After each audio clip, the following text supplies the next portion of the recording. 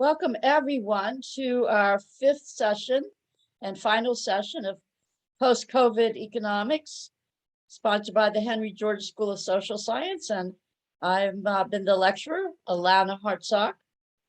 So topics for this session, we're going to start with a review, just to tie it all together, of the themes from the previous several sessions, themes of class and race viewed through a land lens, the corruption of economics and medicine, power, health, and wealth, land tenure, and public finance for post-COVID economics, golden thread of perennial wisdom teachings on land, Wetiko consciousness contrasted with unity consciousness. So after we go through the kind of summaries of the previous ones and keep connecting the dots of those topics, we'll get into the following topics, and I'll have that slide later on as we move into the new parts for the fifth session. Oh, my cursor is not making the screen move. So topics the second session, those several I mentioned, we were really comparing corruption of economics and medicine. So I'm just going to go through some of the slides from that one. We've been using this kind of baseline of looking at our world as it's been created through the Wetiko consciousness, the Native American term for the divided, separated self, found it very predatorial, trauma-inducing, ugly, and the unity consciousness that humanity is moving into more and more, that wants to flourish and heal the problems that have been caused by separative consciousness. So it's a connected consciousness, circular, holistic healing and beauty. We looked at a long hundreds of years history of how we went from common use to land in Britain and Scotland, that whole area, and Northern Europe 500-600 years ago, during several centuries, acts of enclosures, privatizing the land fully, kicking the common people off of the common lands, and hence the vagrancy and the poverty and the hunger at that time, leading to many indentured servants coming to the United States, often in very impoverished conditions when they had to live in our cities, New York, Philadelphia, and so on. We went into the slavery problem, the Civil War, and how the promise of land reform for the South, the 40 acres and the mule land reform, did not happen, and the consequences today for African-American people, and at how wealth inequality continues. We traced the history of the corruption of economics back 100 years ago through Mason Gaffney's book that explains actually who done it and how they did it, how the neoclassical economics founders distorted economics, made it two factors of capital and labor, and took out the factor of land, the all-important land factor, which symbolizes all the gifts of nature, all of the earth. And then we looked at the corruption of medicine, the Flexner report that was commissioned by the same pack of people, I'm going to say thieves, but Rockefeller and that ilk, Rockefeller funded Flexner report and captured the American Medical Association. And the Flexner report was the basis for all other forms of healing to be considered not real, to be considered quackery of various sorts. And so really it was established only a for-profit kind of high-tech a system of medical care results in the United States, with now chronic illnesses skyrocketing despite all the previous progress that we had. So Robert Behrens and the American Medical Association talked about that, how, you know, so much of this rooted in oil, grabbing the oil, that's grabbing, privatizing gifts of nature, Standard Oil, then establishing a banking system, and, you know, various monopolies just flowing from that original land grab. Third session, we looked at more deeply at connections of COVID and wealth inequality. Of course, the poor people with the bad food, living with bad air, bad water, hurts the immune system, and so it's harder to fight off COVID and other infectious diseases. So we looked into the other aspects of what causes illness. And I shared with you this extremely important book, Dissolving Illusions, Disease, Vaccines, and the Forgotten History. And she looked throughout the 1800s at the actual absolutely horrific living conditions, and saw that once they brought in sanitation, clean water, the removal of wastes, improved food transport, and decreased elimination of child labor, decreased working hours, which meant less stress. You saw these charts we looked at of how infectious disease rapidly was dropping. And those drops were actually before the vaccines came on board. So a very important way to look at it. We asked, how would that sanitation and other infrastructure have happened in the 1800s? The cities were cleaning up their messes. Well, the improvements would have been financed with property taxes. And of course, this being a local based tax, it is a form of wealth tax, certainly. And we advocate for a form of property tax, which is the land value tax. And we've been describing why that would be the best kind of tax. We looked at how the germ theory was a predominant understanding of disease, and how, you got to fight those bad germs. And with Susan Humphrey's book, Dissolving Illusions, we saw that it was very much related to the terrain, which was the other theory of understanding evolution, actually, and looking at the environment. A clean, good environment is what contributes to health. I'm a big fan, as you know, of Dr. Zach Bush's videos. Any and all of them are just fantastic. I just listened to one last night that I'm so enthusiastic about that I want to organize another webinar just to focus on that one, and certainly want to invite all of you when we set that one up. So Dr. Zach Bush, we traced health and wealth, income inequality, and life expectancy. Looked at this graph of these what's considered the driving of the poverty cycle, but we go much deeper. We see these at the roots of that tree of poverty. We see those very much as symptoms of the problem. And we trace the problem to a distorted, inequitable relationship of the human being to the earth itself. We've looked at how our land tenure system of privatized land rent has created big ag, and how big ag to grab control of the food system and the land system, using agriculture with pesticides and destroying the pollinators and our human health in the process. These weren't in the original class, but I love Alanna Hartzok so much that I pulled a few statements from her. Industrial ag is poisoning the world by destroying the ecological web of life, the social web of community, and the ecology of the human gut microbiome, which is what Dr. Bush talked about. The industrialized, globalized food system has created a planetary and human health emergency. There's her quote: if you took a gene from bacteria into a cell, call it life, you haven't created life. Instead, you only polluted it. She's referring to genetic engineering of plants, of course. And the multiple life-threatening crises and pandemics we face today include the health pandemic, the hunger pandemic, poverty and unemployment, climate emergency, extinction emergency, injustice, inequality, dispossession, and disposability of large numbers of humanity are interconnected. This is Vandana Shiva talking. She's one of the big holistic thinkers on the planet.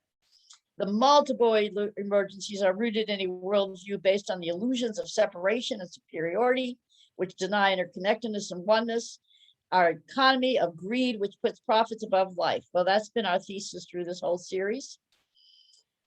So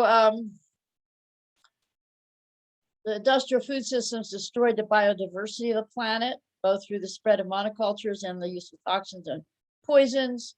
And the sixth mass extinction we're facing. Over 90% of crop diversity is pushed to extinction through industrial ag. So land and food so completely related to what we're up against in health and wealth inequality.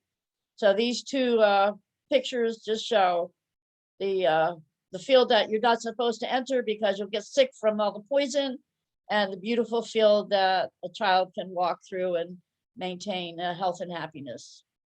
And we looked at this important book by a British Dr. George Miller, who also understands wealth inequality and the land and land rent problem. His thesis was that tens of thousands die every week, and worldwide millions die every year because of the injustices enshrined in the tax system. So he connects all the dots from health, wealth inequality, land problem, and the great need we have to have a new form of land value based and commons rent based taxation. If I could have found a doctor here in the United States that had written such a wonderful book, I would have certainly referred to him.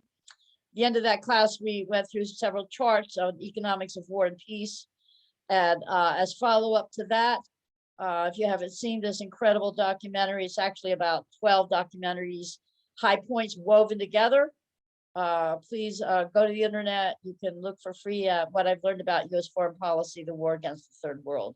And as you watch that, you will see over and over again the many imperialist wars fought over land and resources. It's very powerful.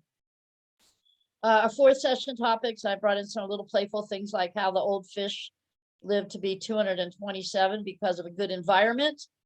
I talked about some far out happenings with a avatar woman named Anastasia, who lives in Siberia, and her incredible books trace some wisdom teachings on land value tax back thousands of years to the Veda. Then we started really digging into what I like to call a full spectrum tax shift. In case studies of land value tax, little delightful funny thing with Swami Bhayananda. And that was then where we did rent and the economics of war and peace. I've shown this, I think, every class almost. I'm just going to flash it again because it shows the 100-year period. And these charts would be quite similar for most other countries, developed countries especially.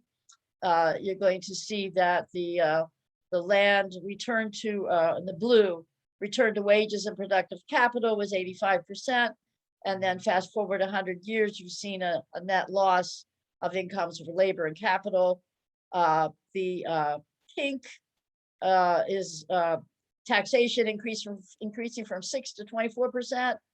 And this is our whole thesis. This is the law of rent right there with the real numbers that they use to calculate this chart. The land rent went from 8% to 26%, some places higher, but this is rough. And so that's privatized land rent. On top of that, taxation on labor and production. And so you see in this one chart, the law of rent and the root cause of our massive wealth inequality. I'm covering this again because of how important this word rent is. It's been taken out of the economic lexicon because of the corruption economics.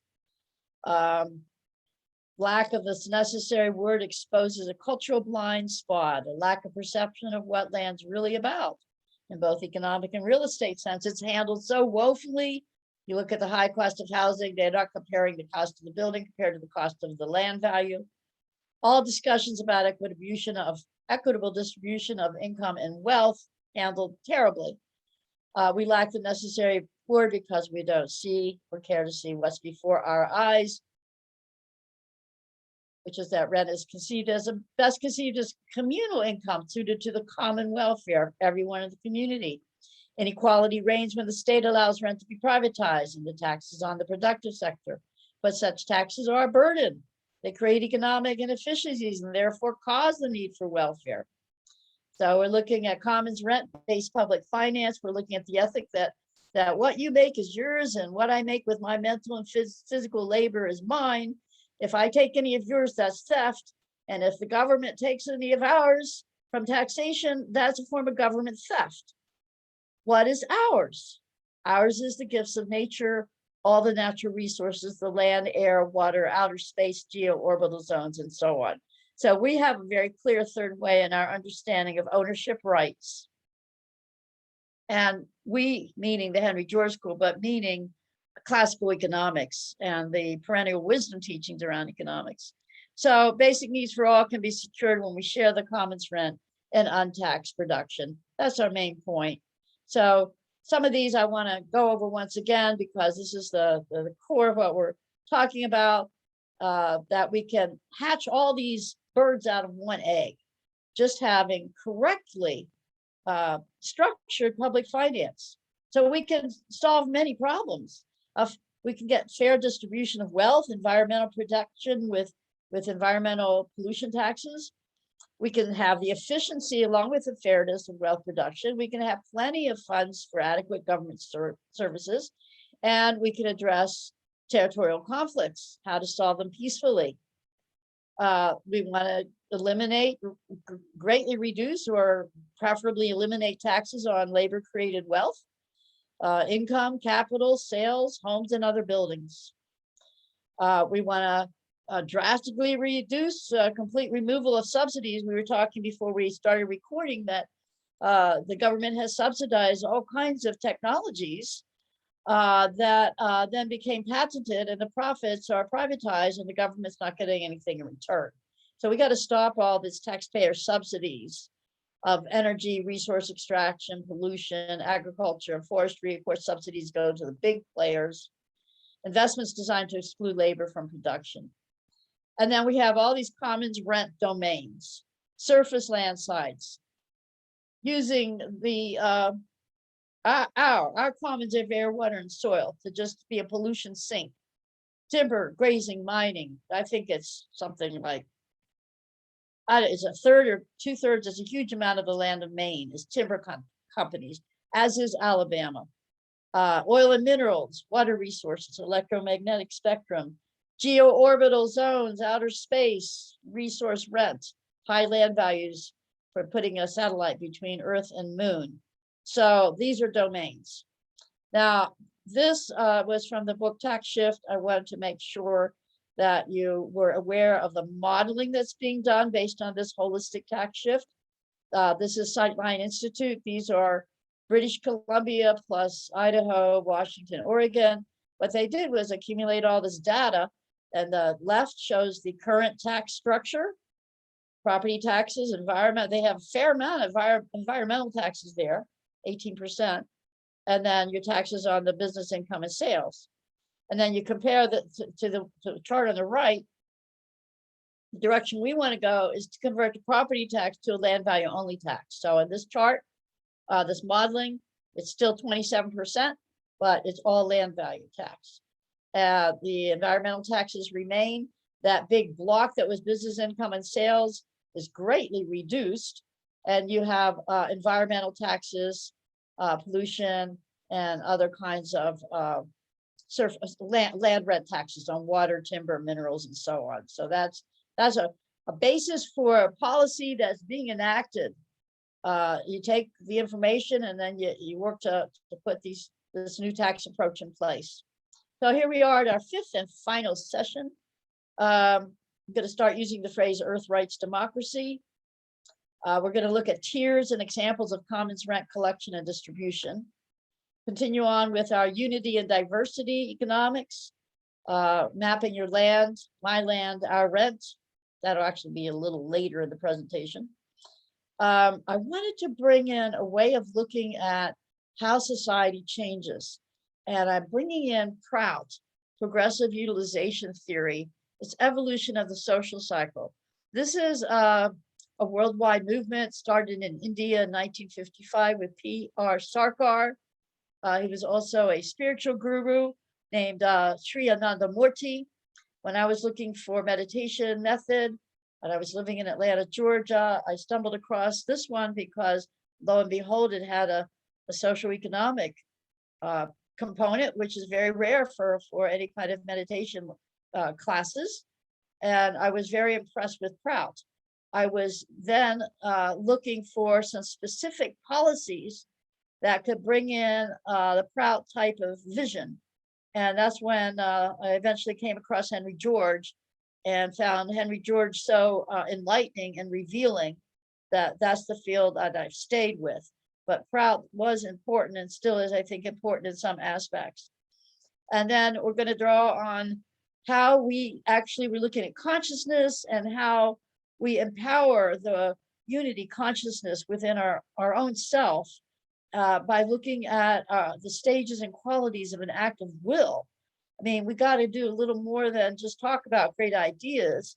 We have to see ourselves as the leaders that are putting the ideas in place and building movements to implement the policies that we're talking about. We can have clarity about post-COVID economics, but it's not going to happen unless who's going to do it if not people like us. So I'm going to go through that from my background. My other part of my work, my life work, was in the field of self-actualization, transpersonal or psychospiritual therapy. I have a master's degree plus 4 years of intensive training in that field. So that's what I'm drawing upon for that section. And then we're going to look at where to next and can we find ways to work together. So Henry George, here's the problem, was the enormous progress made in technology and industry in the 19th century that had not only not alleviated all human suffering, it had made conditions significantly worse for much of the working poor population, or at least had widened that gap between the rich and the poor. Okay, this is a moving slide. So we're going to look at this a little bit. Household income in 2014 dollars, going from, where did it start? Pretty far back. Now it's 1971. We're going to watch it twice where you get the hang of this. We're looking at the rise and fall of middle income. And we're at 91, and see the bar going up in the far right. That's the $200,000 mark. That's the rich getting richer. So now we're at 1971. We're starting in the beginning. We had a much more robust middle class income then. That's pretty widely acknowledged. And then something started happening, didn't it? The law of rent and all these monopolies, this Wetiko consciousness of profit and exploitation, this predatory consciousness really started getting the upper hand, folks, just about in all of our institutions. And the wealth inequality has grown massively, and we're all suffering because of it. So call these guys, you recognize some of the faces, the big Wetikos, and how do they do it? We're not saying these are bad, horrible people. We're not just saying, you know, if we just get rid of these guys, everything's going to be good. We are saying, how do they do it? We're asking, and we're asking, what are the mechanisms for the over accumulation of wealth? And how do we change course with a post-COVID economics? So we're going much deeper than any individual. We can say, yeah, Bill Gates owns more agricultural land than anybody else now. We can point to Soros and everybody else, but let's spend a little less time on the personalities and a little more time on how are we enabling this extremely unfair economy to emerge. And again, as last time we looked at the ancient Vedic prescription for economics for land value tax back thousands of years. Someone recently, I knew China had a land tenure system that was quite fair at times, but this is even more precise for what we're talking about. Master Ming, or Mengzi, 4th century BCE, Chinese thinker whose importance in the Confucian tradition second only to that of Confucius himself. Statement from him: in the marketplaces, charge land rent, but don't tax the goods. Do this, and all the merchants in the realm will be pleased and will want to set up shop in your markets. So this is good for real working capitalists. And of course, we got to go back to natural law. If you're going to have a world based on ways that work for everybody and for all life, you're going to have a world that goes with the flow of evolution, literally is evolving to higher consciousness and more complete, amazing life forms. Then we got to follow the earth wisdom. The equal right of all men and women to the use of land is as clear as their equal right to breathe the air. It's a right proclaimed by the fact of their existence, For we cannot suppose that some men and women have a right to be in this world and others do not. Henry George, who became enlightened about this, goes back to that golden thread of perennial wisdom teachings. And in listening to one of Zach Bush's newest interview videos last night, the interviewer had been listening to others who were commenting on Zach Bush negatively and saying, Zach Bush, he's romanticizing nature. He's using this term Mother Earth. And you got to watch that video because he just laughed about it because he said, they're right. I do romanticize Mother Earth. And he goes on about the complete awesomeness of 4,000 million years of the evolution of life on planet Earth. Okay, so down to earth now, the basis of our present land claims. This is from my book. It's from the chapter that looks at the Alaska Permanent Fund. So it's a complex historical weaving of territorial claims by discovery, purchase, constitutional law, length of residency, military might, and other ways to gain and maintain secure possession. All those different ways people claim land. It's mine because I bought it. It's mine because of law. I have a piece of paper that says it's mine. It's mine because I got here first. But ultimately, the only rational, supportable, moral, just, and ethical basis to assert claim to the earth's land and resources is by birthright to the gifts of nature. This cannot be an exclusive claim. The claim by birthright can only be legitimate if it is acknowledged that all other human beings have an equal claim. The deepest ethical dimension of territorial rights recognizes that humanity is one and indivisible in its fundamental claim to the earth as a birthright of all. When I brought this up, I've never had anybody say, no, that's wrong. Some other people's families should have a lot more land than my family should. There's just an intuitive acknowledgement that yes, the earth belongs to everybody. It's our birthright. But then they barely take a moment till they say, but it's impractical, it's a dream or all this. And I say, oh, hold it. Just stay with your yes. Then we'll talk about how to do it. So think about this. We, in fact, are the land, earth. We're made up of all manner of minerals.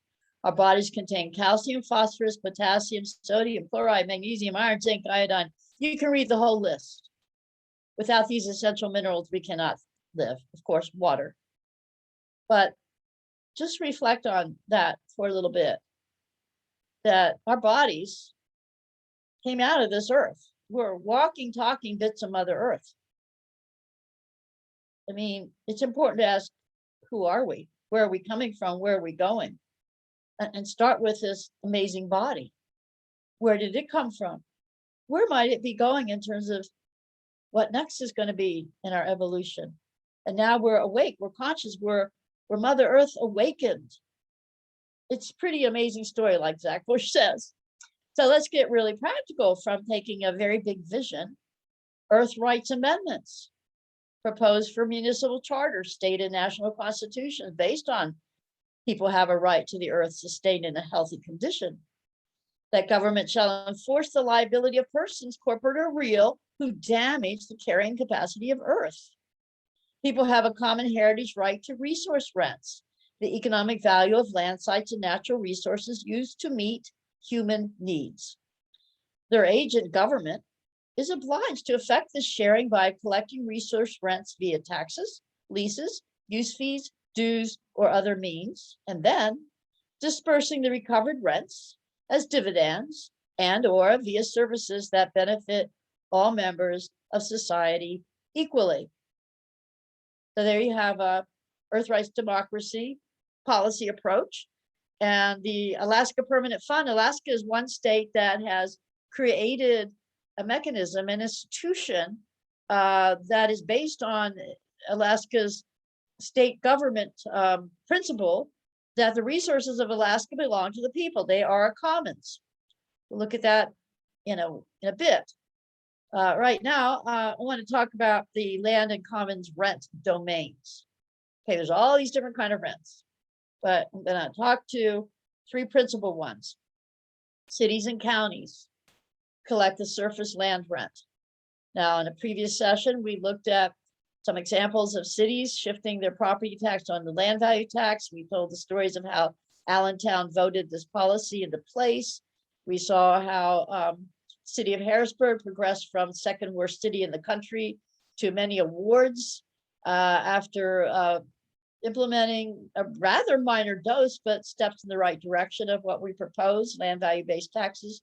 We looked in terms of a larger, more rural region of California. We looked at the Right Act, the land reform, when one landowner held 1 million acres. And so the state government enabled financing of irrigation infrastructure from bonds to be paid back from the land rent. And that big landowner ended up selling off his land, and it became owned by 7,000 small farmers. They extended it to include payment of many kinds of infrastructure for the communities out of land rent. And then the Bank of America that had to hold the second lien on the land. The first lien on any land debts then was to the local government. Well, Bank of America didn't like it one bit, took it to the Supreme Court 3 times until they won, gutted this incredible land value-based land reform. Now that taught us something. It taught us that we need to address the banking problem. And myself and many of my colleagues who work for land value tax think very highly about the public banking institute, that we should, along with land value tax, work with establishing a nonprofit public banks, again, from local levels on up. So now at the global level, of course, there's no taxing mechanism on the global level. They were supposed to, under law of the seas, collect resource rent from the minerals found in the sea floor, but that law of the seas was really never implemented. They were supposed to take 50% of the resource rent from the corporations. But there's a call for, and if we don't establish a resource agency on the global level, because who owns the oceans? You know, outer space. Are we going to go colonize, dig stuff out of the moon? There's a moon treaty. We really need a minimal type of global governance. And there's writings about that in my book. And really it comes from a lot of it. The thinking of that is from Ralph Bersodi, who's one of the great American philosophers that nobody ever heard of, that was also worked for Henry George Economics. Okay, those are 3 basic levels: global resource agency from transnational resources, got to deal with pollution on the global level. So the other ones we can strongly decentralize to local governance, city and counties. Then we have a example of bioregional governance is a watershed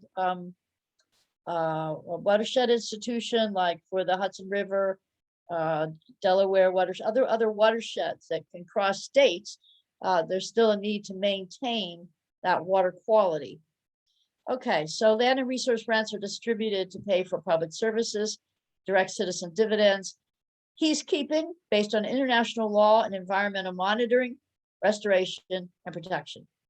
In that, wars are usually fought over territory. Resource rent-based funds can finance protection insurance to enable military forces, like the UN Blue Helmets, to be sent where needed to curb violent aggression, as determined by the World Court or the International Criminal Court. World Court set up to try nation states for crimes against humanity. The International Criminal Court is a pretty recent international law court. It was initiated by United Nations non-governmental organizations, World, I think it was the World Federalist Association. So we have these courts.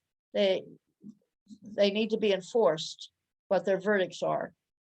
And we don't have to have all these separate military forces, but we can recognize there's violent aggression over territory. It might still be happening for some time.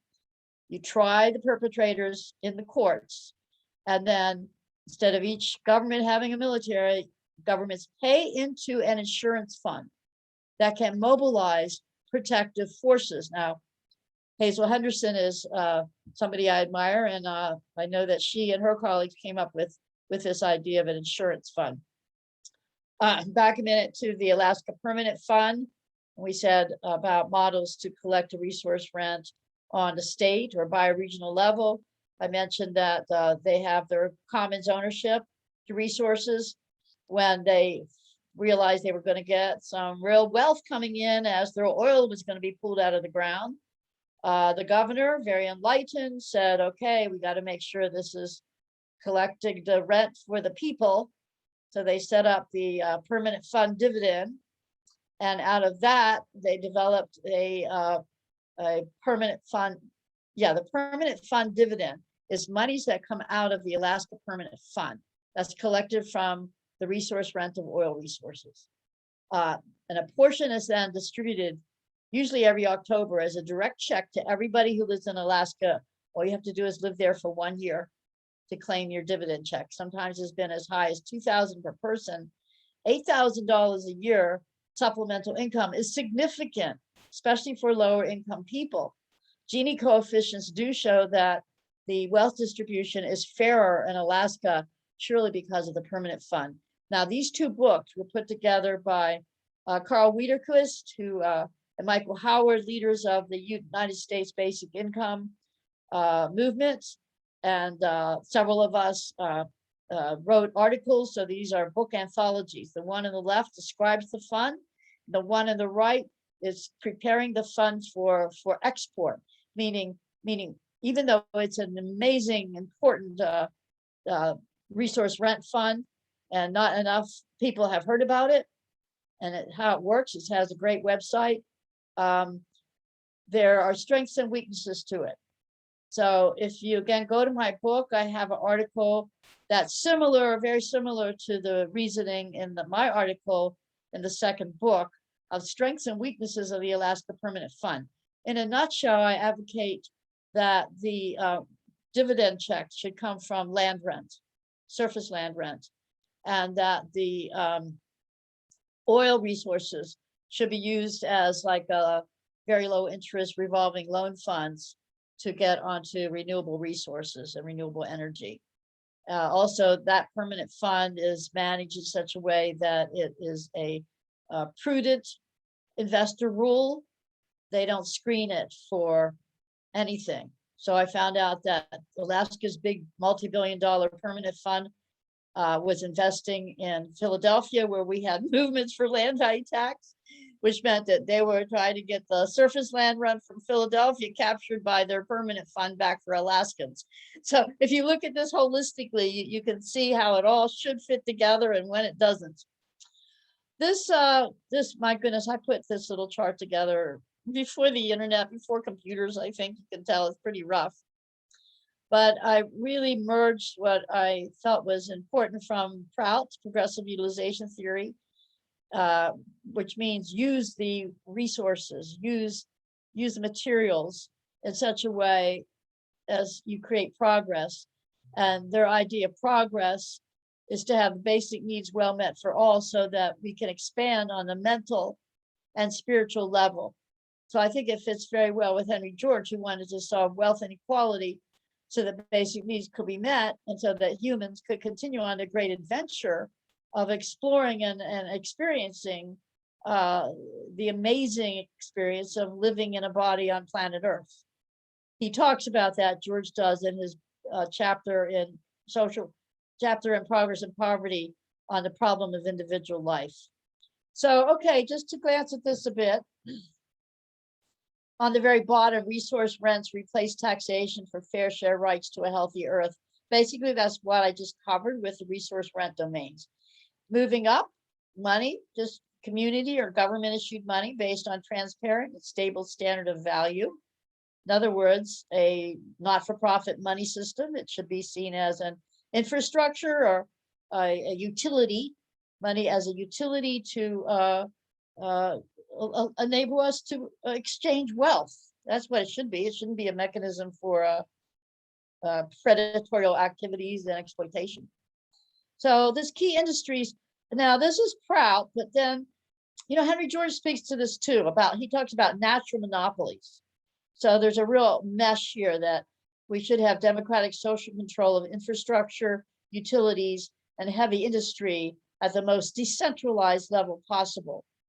For instance, my little town here of Chambersburg, Pennsylvania, they have always, at least for, I don't know, century, had, this is a Republican territory with social ownership by the town of the energy and the sanitation infrastructure, run at a no profit, no loss basis, and works to give people very affordable access to their utilities. I think it's about the only town in Pennsylvania that hasn't had the corporations come in and take control of their infrastructure.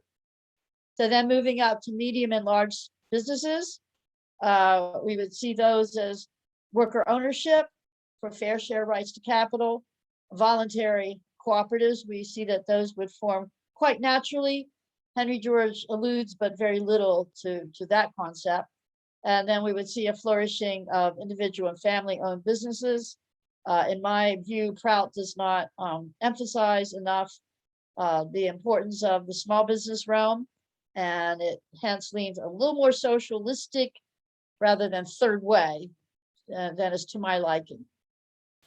Okay, so I hope this section so far, I've really created, intended to create a model for a third way beyond right left post-COVID economics.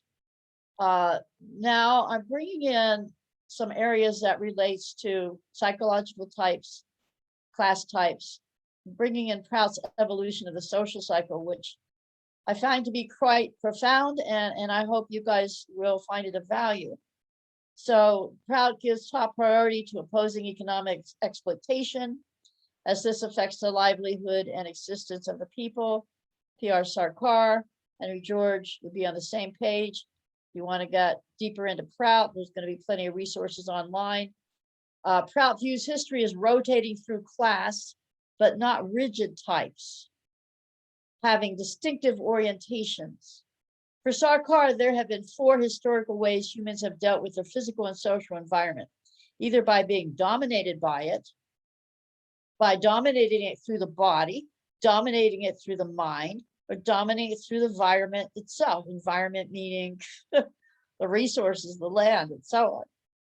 So it's really a enlightened understanding of what became rigidified in the Indian caste system, but through this is understood as more like psychological types, and you can change your class type as you evolve your consciousness. So Shudra type is workers, masses of people. Just kind of, we're going to go in a little bit more to each one. Kshatriya, these are the old Sanskrit terms. The warriors, the military class.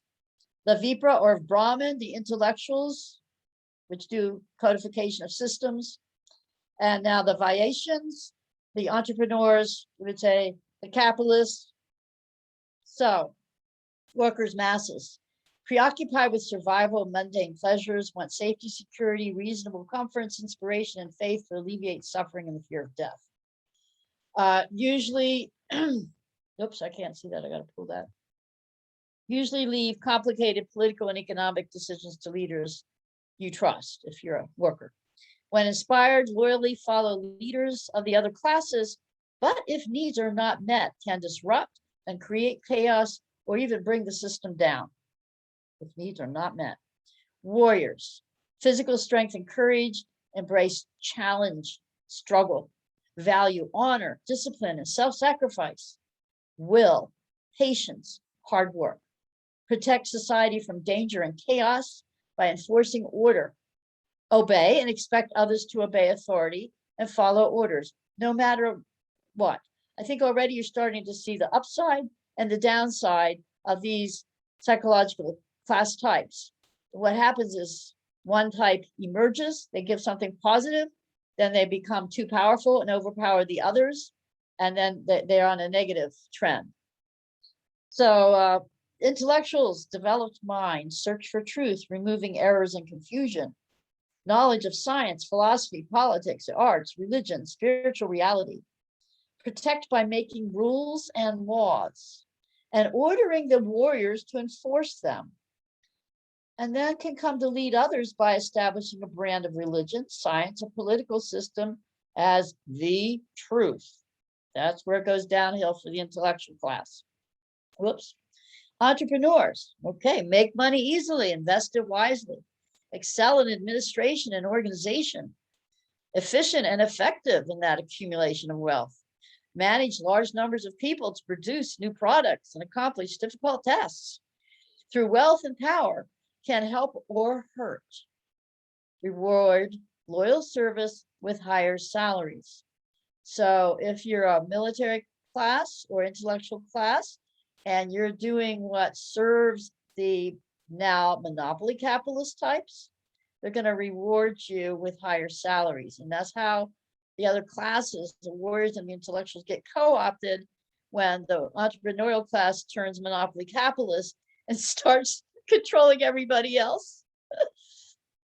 Each of these types emerges to benefit society. Warriors protect, intellectuals devise strategy and good ideas.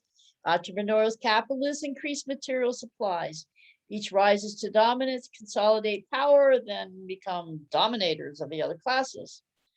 The world is at a crisis point now, caused in large part by the mala fide, or bad will, of excessive accumulation of wealth and power by the capitalist class mentality. Working together, the values-oriented intellectuals, thinking people who are not bought off, and the military people who are questioning who and what they are serving, can shift the power into a new and better direction. I think perhaps we should add small business owners. Prout adds now, this is something new, the Sadvipra leader to its understanding of the evolution of the social cycle. Sadvipras, again, the Sanskrit term, are people whose primary goal is to attain greater degrees of unity consciousness, enlightenment, self-realization, direct perception of the interconnectedness of all life. They also desire to be of service to suffering humanity. If there's a sufficient force of Sadvipras, then there can be a shift away from domination and towards a better harmonic society with minimum violence. Otherwise, when the social cycle shifts to the next class type, as it's shifting, because it needs to keep shifting, the exploitation can't go on forever. But if there's no wise guidance to how to shift, there's often bloody and violent revolution. A Sadvipra has the qualities and skills of all the class types, a willingness to do whatever work is needed, courage and strength, a clear and highly developed mind, an ability to administer, organize people, and handle money and other financial issues. Think about yourself for a few moments here in terms of these class types that we've described of the military, the intellectual, and the merchant class. When I do so, I am weak on the ability to handle finance and to raise money and to do all that. That is what I'm trying to strengthen. I think I'm pretty courageous and strong and brave like a military person. And I think I'm fairly smart, at least on many topics. But each of you might think of, and I suspect most of us here are values-oriented intellectuals, and you're probably psychologically in a similar psychological type in this class analysis as I am. So Sadvipra, it's possible to accelerate the stages of history and remove the periods of exploitation once you understand the cycle. The Sarkar would place the Sadvipra, the compassionate servant leader, at the center of the cycle, at the center of society, guiding society, but not necessarily at the center of government. In his life, Sarkar's efforts were to create this new type of leadership that was humble and could serve, that was courageous and could protect, that was insightful and could learn and teach, and that was innovative and could use wealth. In a word, the Sadvipra. So perhaps you can see how we might aspire and support each other post-COVID economics and becoming those Sadvipras. So here are these guys again, the big Watikos. So now we have a name for them. They're variations in the system. the entrepreneurs who became really good at what they were doing and now are the monopoly capitalists. And you've heard this phrase, one ring to rule them all, right? How do they manage to surround us and rule us? That's really what this third way economics is all about. And there's the ring. And notice the ring is on a map. And territory has been controlled by mapping. He who controls the map, or he who draws the map controls the territory. When the native people in Western Pennsylvania saw George Washington come when he was a land surveyor as a young man, they knew they were in trouble because the land surveyors mapped out the land so that it could be named and then grabbed by one mechanism or the others.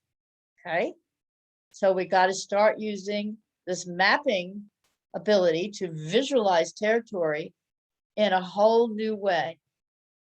We got to have the correct thought so that right action will follow. This wonderful Henry George phrase. You can start by making small commitments and keeping them. You have to be a light, not a judge. Be a model, not a critic. Be a part of the solution, not the problem. Whatever the problem, be part of the solution. Don't just sit around raising questions and pointing out obstacles. When people do that with me these days, I stop paying attention. I just don't want to hear all that we can't do. I want to hear what we can do and what we're going to do. Be part of the solution, not part of the problem. Be willing. An act of will, steps into acts of will, qualities of will. Let's just do it. Now, this brings in my psychosynthesis training background.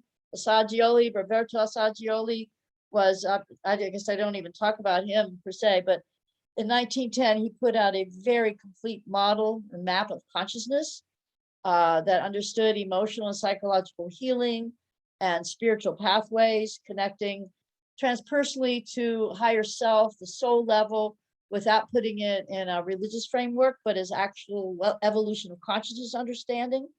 And he was pioneered an understanding of how connected the will is to the core self, to consciousness itself. First, we become aware. We're aware that we're aware. We're a center of awareness rather than just being an automaton. You become aware that you are an I am presence. The self-awareness gets stronger and stronger. But then when you're acting out of that, as it deepens, you realize your interconnectedness. And then you go into the world of action, which is manifesting your will. So we're going to look at stages, recognizing that the will exists, having a will, and being a will. Before recognizing that will exists, we may live in a state of inauthenticity, in which our actions are based on social expectations, without regard to or even awareness of our own judgments, of our circumstances. We feel completely at the mercy of external stimuli. We feel that life happens to us, and our only form of response is reaction. The attitude that poverty, hatred, environmental destruction are inevitable, that there's nothing we can do, so why bother trying, are tragically common examples of having no will. From this state of having no will, the recognition that will does exist can itself be a transformative experience as it moves us into the realm of possibilities and so of hope. It also brings with it the opportunity to take personal responsibility for oneself and to experience the sense of personal power, which results from having a degree of control over those inner and outer experiences, which we allow to shape our lives.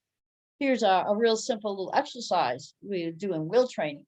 Just dump out a bunch of paper clips, pick them up one at a time, but be aware that you're choosing that paper clip and you're choosing to pick it up. Very simple little act of will. How far can you extend your capacity to pick up a paper clip to then change the contents that might be negative of your mind, to change your emotional state? How far can you take that power of will that you experience in that tiny little example to then manifest a world that works for everybody and take it really far? So 6 steps involved in all acts of will. You investigate, you determine what we want to do. Otherwise, just acting thoughtlessly can be very destructive.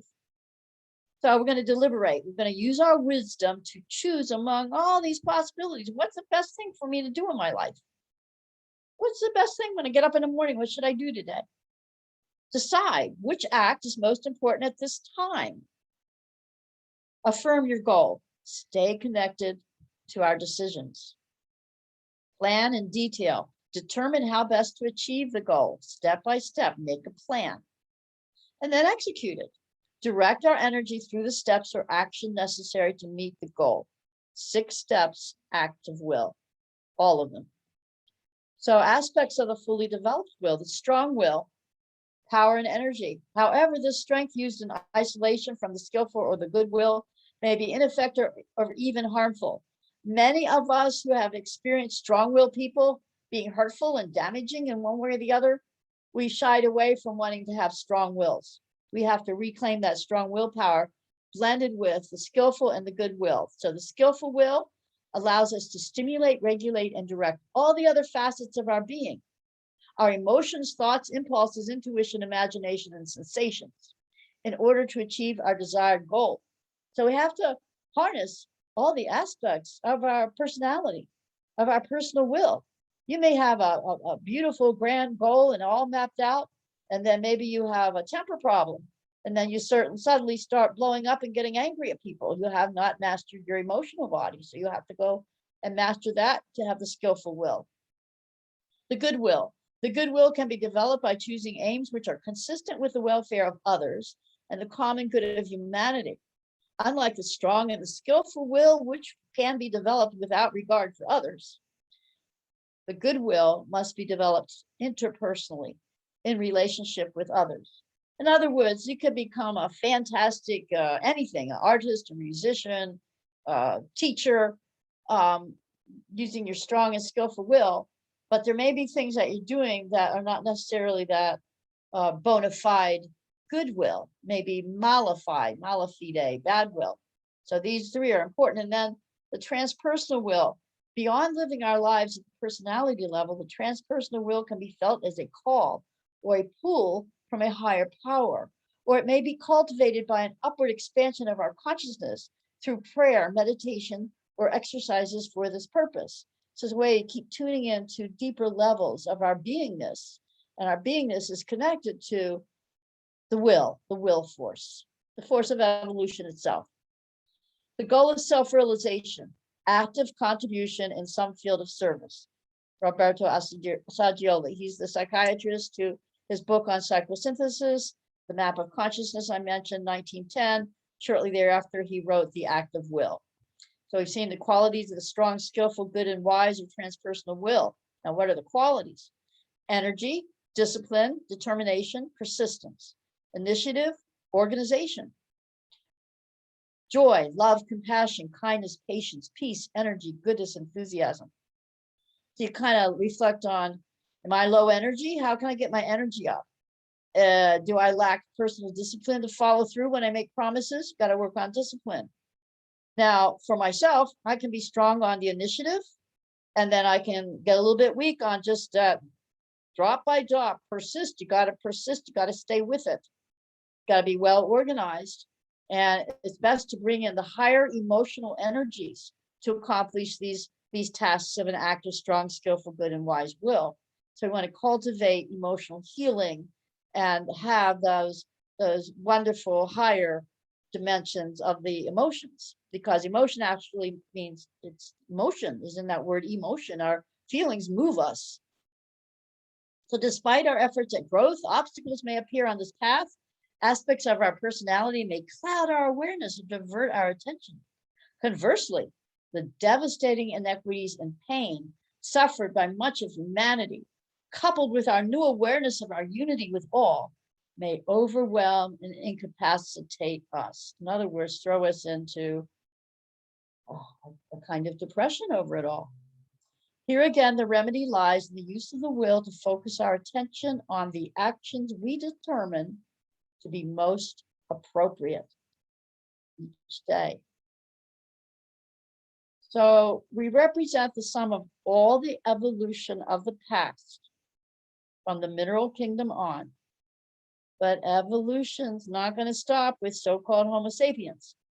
Evolution, the great unfolding, is continuous. And our task is to carry forward and foster this great evolutionary impulse. So there's a list of references. When you get the PowerPoint, you can go into all of everything from this part I just covered. Now, I'm going to check the time. How are we doing? Don't just have a few more slides. There'll be plenty of time to talk. I want to inform you about a project that myself and a handful, 8 or 10 other leading Georgians, very committed to the land value tax. We've been meeting every Thursday by Zoom for about a year now. And we have developed a vision for how the city of Baltimore can thrive with a fair land tax and money system. This is a second-tier city, so it's not so large. We thought this Baltimore would be an excellent city to focus on. Unfortunately, it does, of course, as elsewhere, have this upside-down property tax that gives incentives for building deterioration and land speculation. You see a lot of boarded-up buildings, a lot of rundown buildings like that, a lot of vacant land. There are 15,000 vacant housing units in Baltimore. The population has dropped considerably. I think at one point it was 3 million. I think it's under 2 million now. So it's one of these cities where it just has a core of poverty and crime. We know that we can turn a city like this around with the correct land tenure tax policy. So we have just a short 2-page document called Baltimore Thrive. I can get that to you if you want to go drill deeper into our project there. One thing we're going to be using is land value mapping. Now, I mentioned earlier that he who draws the map controls the territory. Well, you have these GIS, geographic indicator systems, ways to map land values all around the world. What are they being used to, this incredible technology? For real estate and real estate investment trusts. Drill down to the property. This is an advertisement for real estate investment trusts. I'm calling them real estate investment trapping. This is how the big money invests all around the planet whenever they see there's going to be an increase in land value. Wherever they see that a government might be putting in roads or better schools, better sanitation, going to increase the land value. These sharks are out there finding it, and they're going to buy up that land. This is what we're up against. So they're advertising, drill down to the property level for demographics, occupancy rates, and mapping with 1,000+ real estate companies in 45 countries. When I hear the phrase make a killing in real estate, it's highly disturbing. Make a killing in real estate is the Wetiko consciousness that we're saying is causing an enormous amount of damage. It's coming from that individuated predatorial consciousness. That's what we've got to address here. We got to use the technology for our purposes. Mapping Back is a virtual collective space where Indigenous communities and allies can share their experiences and expertise relating to mapping resource conflicts. Communities can also access experiences, stories, and mapping tactics developed by others to fight against extractive industries and other exploiters in their homelands. Mapping Back was inspired by the guerrilla cartographies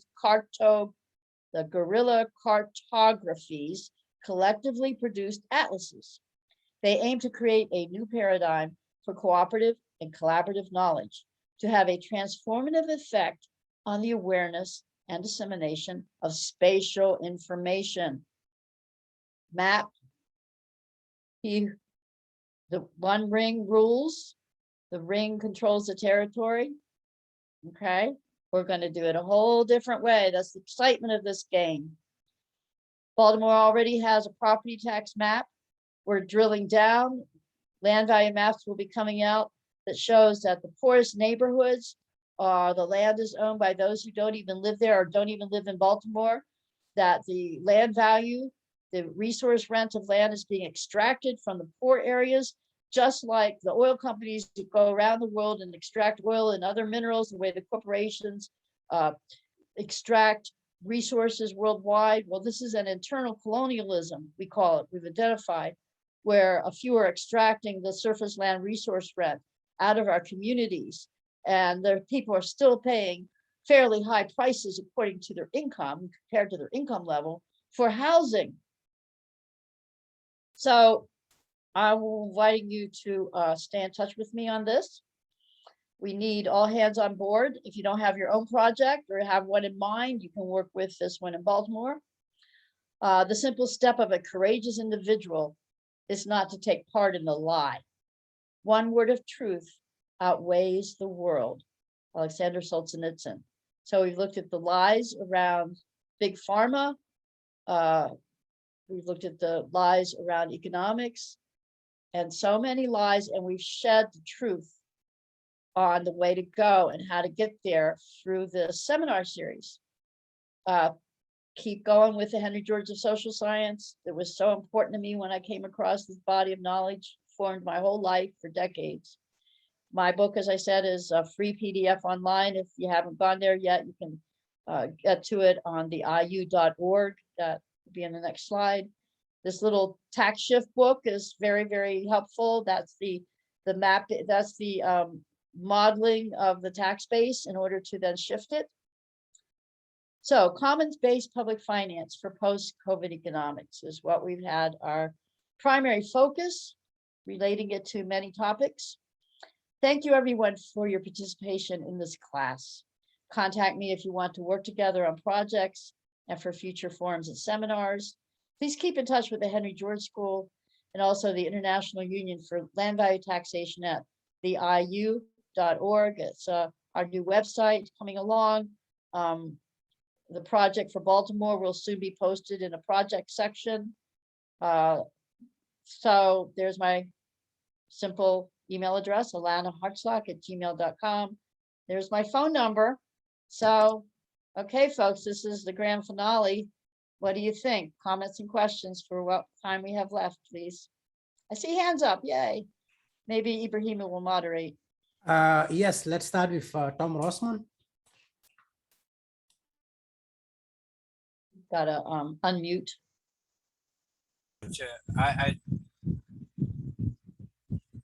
Yes, we can hear you, Tom. Oh, okay. Sorry. I had got a message that the host wasn't allowing me to unmute. Anyway, yeah, great stuff, Alanna. It was a fantastic program. A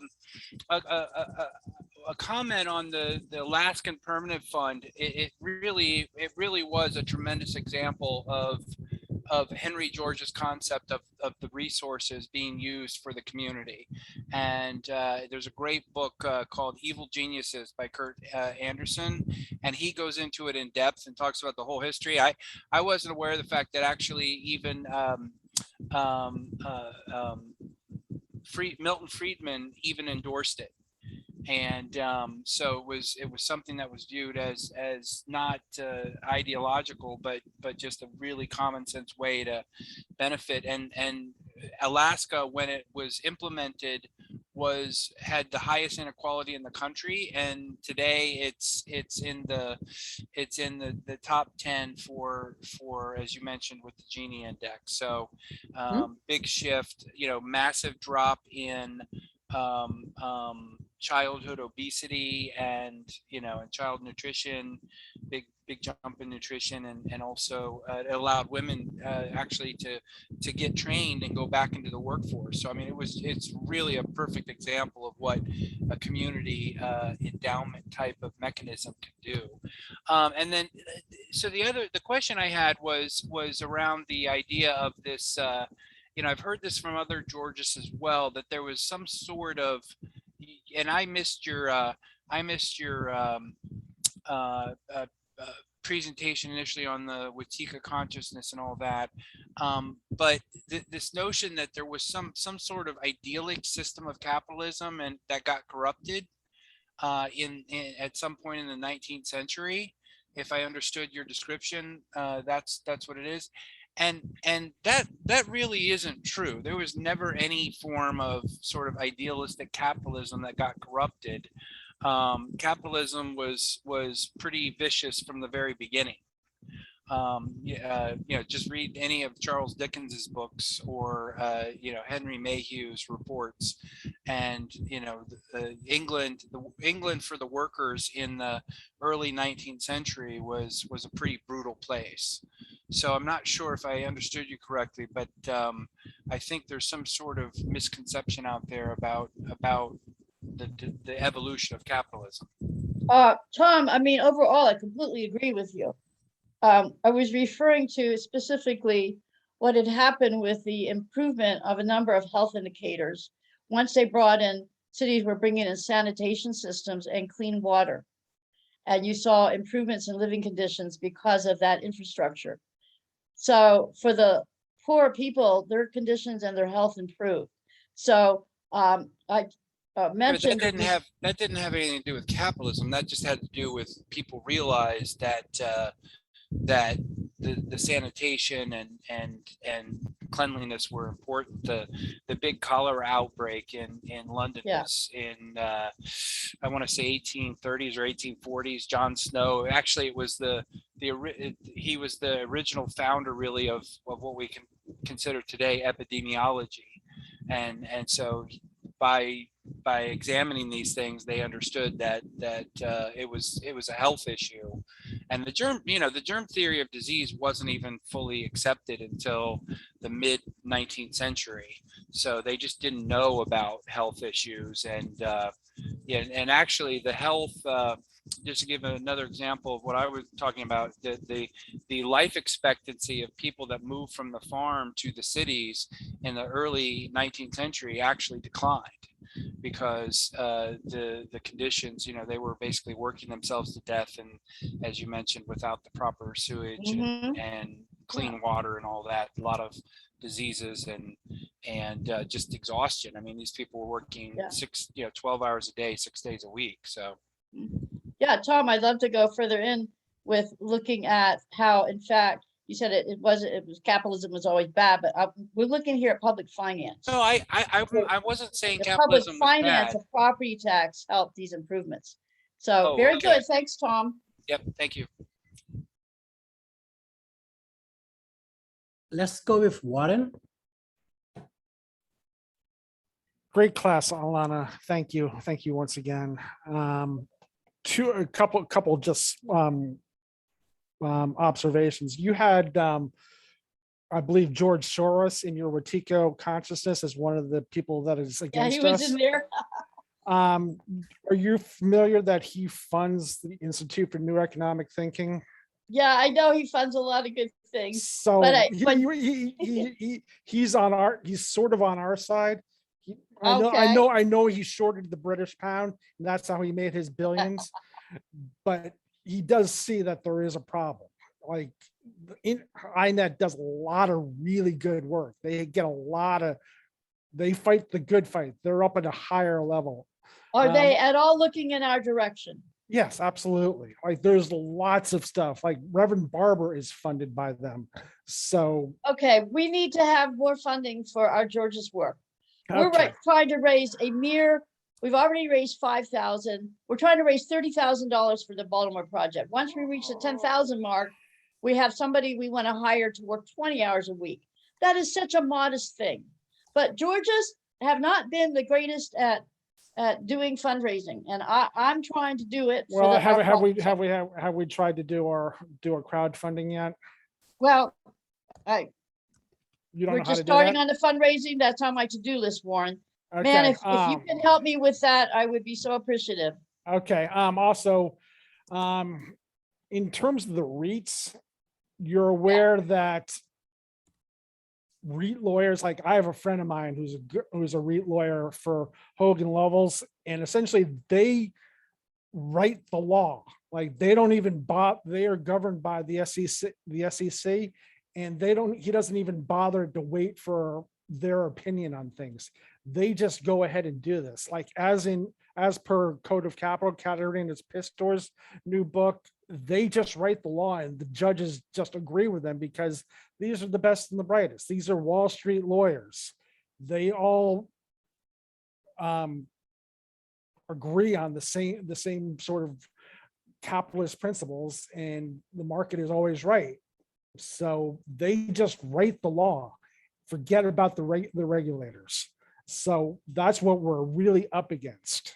These Like, are the intellectual types that are this is sold out and this bought is out by the. Hogan Lovells is one of the top DC law firms, and they, like, in her book, she talks about how the law gets written. It's written by Wall Street law firms, and that's what we're up against. And when Warren, please, let's have a conversation. when you have judges and lawyers both agreeing, we are in a no-win situation because they see things the same way because they went through the same classes. Like, we were up against a 40-year strategy where the Koch brothers network has been funding law schools for the last 50 years. And they all think the same way. And this is what we're up against. It's deeper than what you're saying. You should really read her book.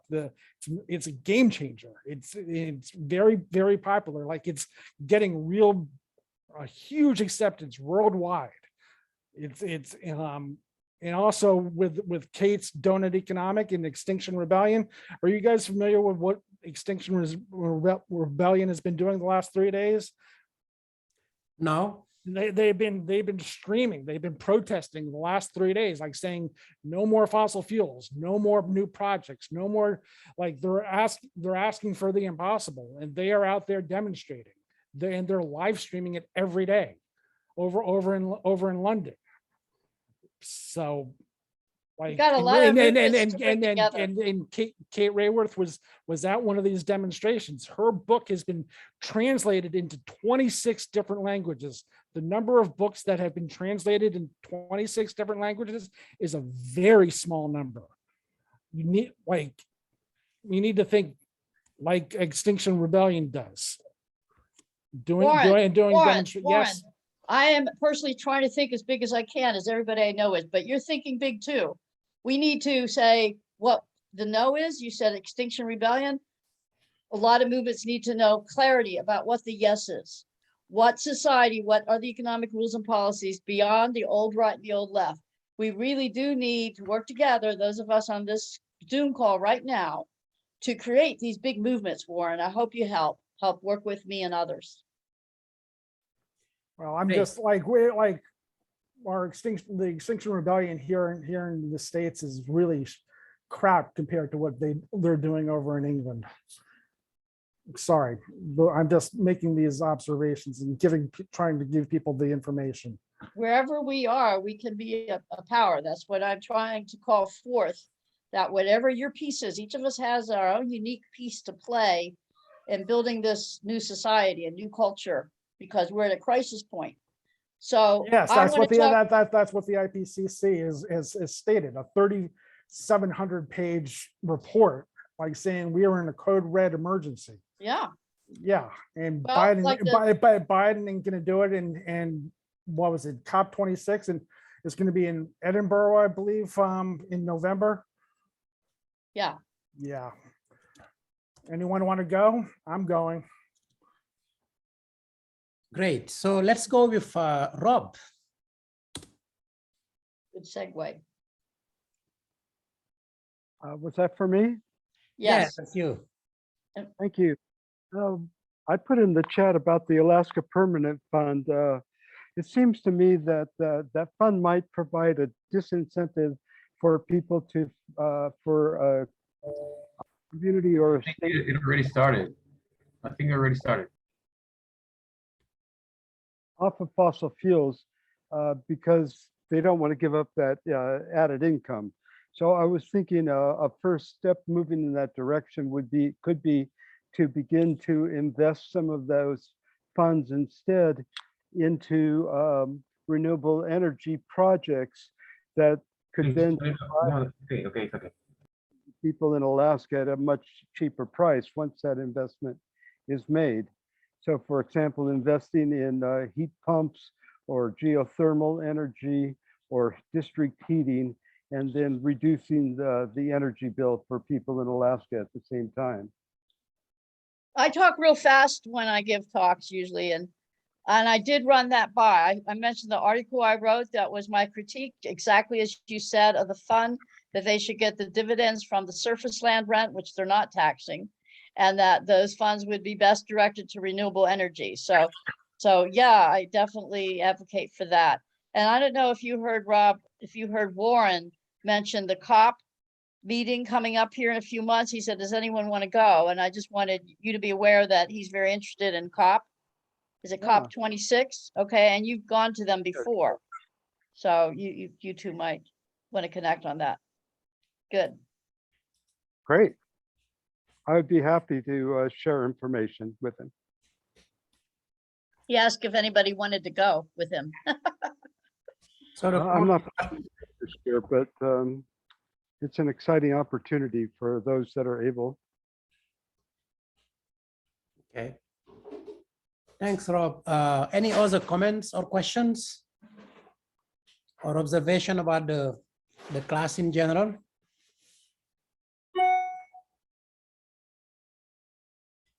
Well, since nobody's asking, let me take a shot. So Alanna, I'm gonna get you back to the beginning. So if you would just be able to list 3 things that are wrong with the current system that we have, which ones would you list, and how would you address them in what you would call a model for tomorrow's economy after the virus? Well, gross wealth and thus power inequality. And that's what the presentation was about. The devastation of our environmental resources, having to put significant user charges on anybody that harms or damages the resources, not let them get away with it one way or the other, because that's our commons that they're destroying. Political corruption, the dysfunction of how the economy has evolved to grotesque wealth inequality has pretty well, in my book, destroyed the political democracy. I know that in Congress, there are good people and people with vision, but I don't think that there's enough of those type of people. Having run for Congress twice, Green Party and Democratic Party, I had a very direct experience of what big money does to corrupt our political system. It's rotten completely, and all the wars, the extreme expenditure of trillions of dollars in killing people, and the industries that kill people. So there's a lot of grotesque things. I think I mentioned 4 already, Ibrahima, but it comes down to shifting our consciousness and creating strong leaders that have the clarity to move forward and not keep paying our tax dollars that comes from our hard-earned work into a very corrupted system where our money, which is our energy, is not going to the places we would want it to go. So I am a very strong decentralist. I want to keep more of the wealth in the local community and share and care locally and develop this is what I think Prout is pretty good about. And I think Jane Jacobs really brought to how do we develop local based economies. Michael Schumann's book on going local is good on this. So it really, a lot of people I just hear saying now, they feel it's hopeless on the federal level. We need to decentralize to local, and I'm a minimalist in terms I see there's some need for global governance, but not a top heavy. People distrust the UN and any global governance because they rightly fear that it's going to be taken over by the big money. So that's why we need to craft a way forward where we have the needed global governance without that top-down authority that money creates. Is that good enough for you, Ibrahima? You want to add some yourself? That's a lot to unpack, but I think you really put your finger where things are really bad, because you you covered the distributional problem. Is what we have is not a problem or a lack of efficiency in producing wealth. What we have is a problem of distributing. That's something that George mentioned. You mentioned the green aspect and also other aspects like monopolies and so on. Yeah, very good. Thank you very much. And I would like to give a chance to, we have 3 more minutes. We have Jonathan. Sir Jonathan. Yeah. So guys, look, I've been listening to your expositions, and I'm more focused on tourism. So, in a part, there's a part of the GDP of the world that depends entirely on tourism. Talking about South America, Central America, parts of Africa, and so forth. So I wanted to know, because I do believe in Petrarchus, Francis Petrarchus, the father of humanism. And I believe in all of those philosophies. But how can you stop mass tourism when it starts? People is aching in some parts of the world because that's the only income they have. So on your philosophy of life, how can you attract more tourists, but this time make it in the right way? Is there some kind of plan to make it happen? That's my question. Or a board. Okay, you know, Jonathan, I was not quite hearing you clearly. I thought you were saying terrorism, but you are saying tourism. Tourism, Right? yes, yeah. Oh Tourism. yeah. There's a huge difference actually. Yeah, there's a pretty big difference. Nobody Oh, wants yeah, to attract those guys. Oh yeah. Well, you know, if you're going to have tourism, because most everybody wants to see the different parts of the world.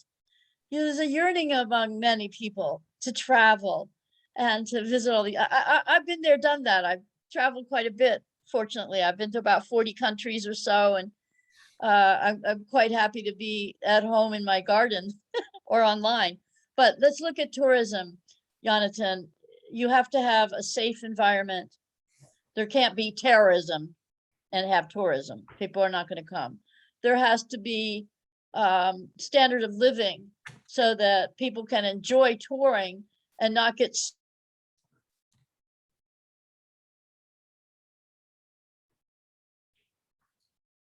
Well, it looks like we lost Alanna. I think we lost her. Yeah, connection problem was like, she was telling me that there might be a storm in her area. I hope that's not what's going on now. Well, but perhaps anyone from the panel can answer that question. You know, mass tourism, is it a problem? And if it is a problem, how can we tame that in order to get back to tourism industry, but without damaging the identity of communities around the world that depend entirely on tourism, keeping a humanist outlook? Yeah, well, I think Alanna was on a good lead because she mentioned that certain things have to happen before you could leverage that. There are some countries who are doing very well on that front, but you need investment in infrastructure. You need also to have peace, law and order so that people who you are trying to get into your country feel attracted, you know, and you also need investment in infrastructure. There must also be something exciting and interesting about the area that people would want to see. Lately, many countries have been promoting something called ecotourism. You know, I don't know if every nation is endowed to leverage that, but there are some countries that are certainly doing it. You know, and also the other problem is I don't know if a government can entirely rely on tourism in order to, you know, to base its revenue system on it. You know, it's not a resource that is very, very reliable because it depends on too many factors. You know, something can happen and then nobody want to come. Now, assume that you have an economy that is based on that kind of industry. So it's quite risky. You know, that we've seen during the COVID crisis, we noticed that the cities that were most affected were the ones that depending on whose revenue system depended on people coming and going. Places like Las Vegas, even New York and so on. They lost a lot of money, you know. I could respond to this question. At the United Nations, there's a block of countries called the Small Island Development States. And they're very concerned about climate change. Many of them are going under the sea, or they're getting saltwater intrusion on their islands, and they depend heavily on agriculture as well as on tourism. And of course, tourism has a very strong impact due to its use of fossil fuels. So these small island development states, or SIDS, are developing protocols to work cooperatively together to invest in renewable energy, to adopt more environmentally friendly projects, both development projects as well as this way that they address environmental pollution, etc. So they're at the forefront of this, and I encourage people to look into it. I think they're on the right track with where they're going. But I would say in general, this whole idea of travel right now is very problematic because it uses so much fossil fuels. Really, we need to make a transition to full sustainability as rapidly as possible to cut back our impact on the natural environment and our use of natural resources. So we all need to see that our transportation systems need to be totally changed in order to be more in line with the needs of taking care of our planet home. Very Yeah, good. one of the things that that was in the IPCC report was a call for one flight every 3 years and only using 40 gallons of gasoline per year per person. Well, what about more flights and then use airplanes that don't use fossil fuel? Yeah, they're starting to make plans with batteries, but they're not designed for overseas distances. And they're also They're not there yet. hydrogen and with algae-based fields. Right. There's research, but I mean, all of this needs to be scaled up in R&D so significantly because it's the pace of change needs to take place so rapidly. Fortunately, it's beginning, and the transitions we've seen with computer technology and cell phones, etc., it's certainly possible. It's a matter of political will at this point. Exactly. Looks like Alanna is back. It's the same as with LBT, you know, we know it works, we know it's possible, we know the benefits that will come. And at this point, it's just a matter of awareness and political will. Well, political will, I don't want to put it out there on those other guys. I want to make it personal, very personal. I want to say it's a matter of personal will. And those of us who want to will this better world into being, working together effectively. And I don't want to hear what can't be done or could be done. I want to know what each of you is going to do. If you have an interesting project, we can connect. We can help and support each other in some way. If it's along these lines that we all have a knowledge base. So that's the invitation, standing invitation from me to all of you. Let's work together. If you know people who live in Baltimore, let me know. If you have connections in Baltimore, let me know. That's my project. Thank you, Alanna. And that's a very beautiful note to conclude this class and this session. And we thank you all for joining us during these 5 weeks, and tell you that we have another course that is still continuing, Ted Gordney, on assessing land values. And hopefully Alanna will be back with us 3 months or 4 months from now. And thank you very much and have a nice evening. Thank you, Ibrahima. Thank you, everybody. Bye-bye. Thank you.